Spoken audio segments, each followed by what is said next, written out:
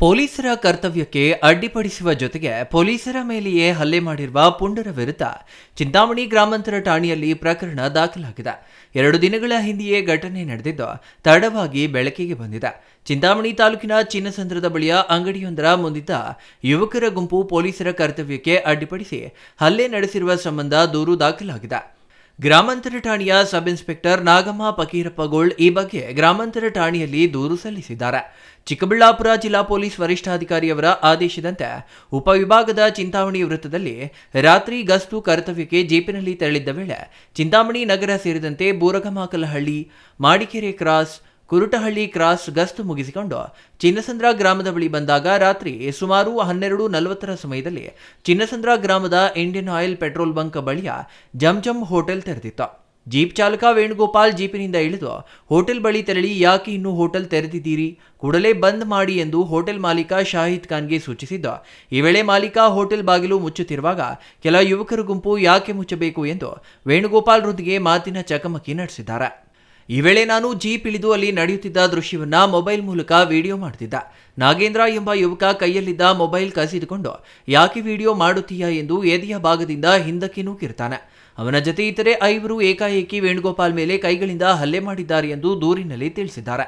ಗ್ರಾಮದ ನಿವಾಸಿಗಳಾದ ಸುಲ್ತಾನ್, ಶಾಹಿದ್ ಖಾನ್, ತೌಸಿಫ್ ಖಾನ್ ಮತ್ತಿತರರು ಅಡ್ಡ ಬಂದು ಬುದ್ಧಿವಾದ ಹೇಳಿದ್ರು. ಕೇಳದೆ 6 ಜನರ ಗುಂಪು ನನ್ನ ಮೇಲೆ ಹಾಗೂ ವೇಣುಗೋಪಾಲ್ ಮೇಲೆ ಹಲ್ಲೆ ಮಾಡಿದ್ರು. ಆಲಂಬಗಿರಿ ಗ್ರಾಮದ ನಾಗೇಂದ್ರ, ನವೀನ್, ನರೇಂದ್ರ ಯಾದವ್, ಬೆಂಗಳೂರಿನ ಯಲಹಂಕದ ಪುನೀತ್ ಹಾಗೂ ಮತ್ತಿಬ್ಬರು ಗುಂಪಿನಲ್ಲಿದ್ರು. ಮಹಿಳಾ ಸಬ್ ಇನ್ಸ್ಪೆಕ್ಟರ್ ಎಂದು ಗೊತ್ತಿದ್ದರೂ ಮಹಿಳೆಯಾದ ನನ್ನ ಕೈಯಿಂದ ಮೊಬೈಲ್ ಕಸಿದುಕೊಂಡು ಕರ್ತವ್ಯಕ್ಕೆ ಅಡ್ಡಿಪಡಿಸಿದ್ದಾರೆ. ಸಾರ್ವಜನಿಕ ಸ್ಥಳದಲ್ಲಿ ಕೈಗಳಿಂದ ತಳ್ಳಿ ಹಲ್ಲೆ ಮಾಡಿರುವ ಆರೋಪಿಗಳ ಮೇಲೆ ಕಾನೂನು ಕ್ರಮ ಕೈಗೊಳ್ಳಬೇಕು ಎಂದು ದೂರು ನೀಡಿದ್ದಾರೆ.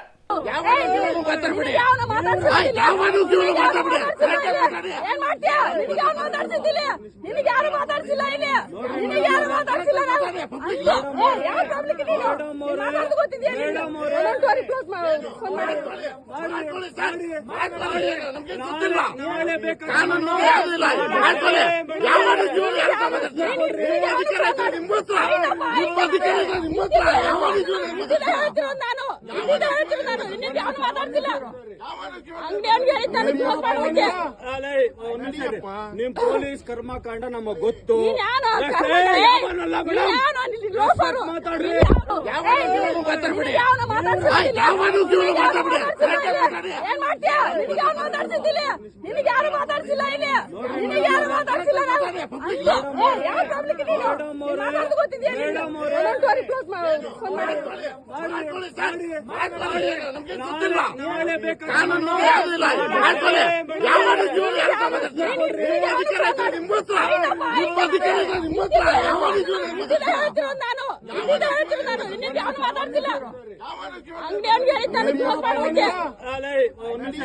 ನಿಮ್ ಪೊಲೀಸ್ ಕರ್ಮಕಾಂಡ ನಮಗ್ ಗೊತ್ತು.